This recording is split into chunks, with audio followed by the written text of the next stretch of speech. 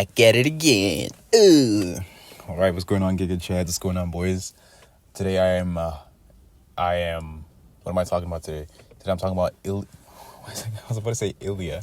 Today I'm talking about Max Holloway versus Charles the Bronx Oliveira. I picked the Bronx. I picked champion. So who wins this fight, boys? I saw someone under TikTok say Max already quote unquote beats Charles. And that TikTok got that comment got like a bunch of upvotes and like likes.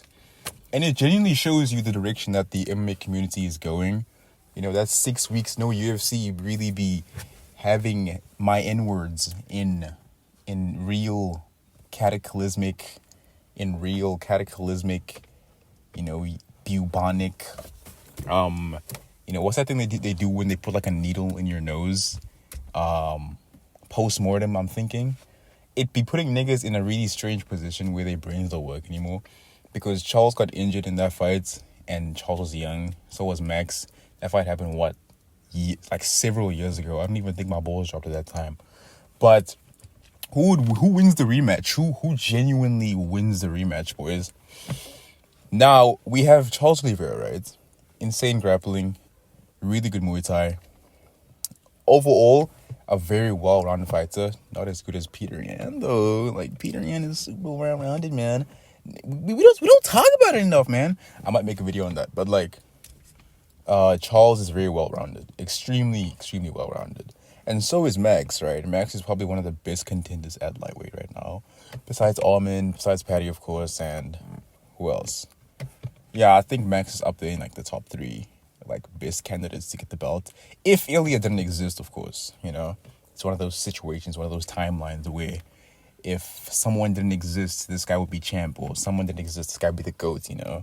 Kind of like John Jones in DC, you know. If John Jones never existed, DC would have been the GOAT, but things happen. So, Max is extremely well-rounded. He is very, very good at defending takedowns. He has insane boxing. And the thing about this fight is, whenever Charles encounters someone with, like, fairly good boxing, he always gets dropped. I mean, what am I even saying? He gets dropped in every single fight. He got dropped against Dustin. He got dropped against Islam. He got dropped against Justin Gaethje. He got dropped against Ilya. He didn't even get dropped, bro. He got, like, sent to the Shadow Realm immediately. So it's kind of those situations where you're kind of, like, sitting between a hard place and a rock. And you're just kind of like, who really wins this fight? Who genuinely wins this fight? And from a very unbiased place, very fence-sitting pick, I actually don't know, you know? I could see it going either way, realistically. If anyone tells you that they know this person will win the fight, they're a fucking liar. I'm sorry, that person is a liar. Bedtime, you're a liar. I saw the video, man. I saw the video. And I don't think you could easily pick for this fight. I don't think you could easily just be like, yeah, Max will win by KO or Charles will win by submission. Because they're both, like, very high-level fighters, you know. Just one is out of his prime and one is kind of sitting within his prime right now. I think Max's birthday was, like, the 4th of December? So a couple of days back. So it's just one of those situations, man, where you actually genuinely don't know. You don't know. It's kind of like Tom Espinal versus John Jones. Everyone thinks that, you know, John Jones could survive, blah, blah, blah. He could be the first to take Tom to, like, the 3rd round or whatever. And at the same time, you're just kind of like, hey, man, Tom could just, like, flatline this dude. But at the same time, John has a really good chin. And he's fought real killers in his time being a mixed martial artist, you know. So I don't know what I can say to alleviate the stress on all your minds. Because we all don't want to see these guys lose. You guys know that one meme where the wolf is sitting in between, like, its arguing parents? This is how it feels, bro. This is how it feels when your favorite fighter, like, goes up against each other. That's how it really, like, genuinely feels. So who wins this fight? I don't know. Who would I want to win this fight? I would want Max to win this fight. For the simple fact that he's younger, you know, and both of them have been champ. But, like, undisputed champ too.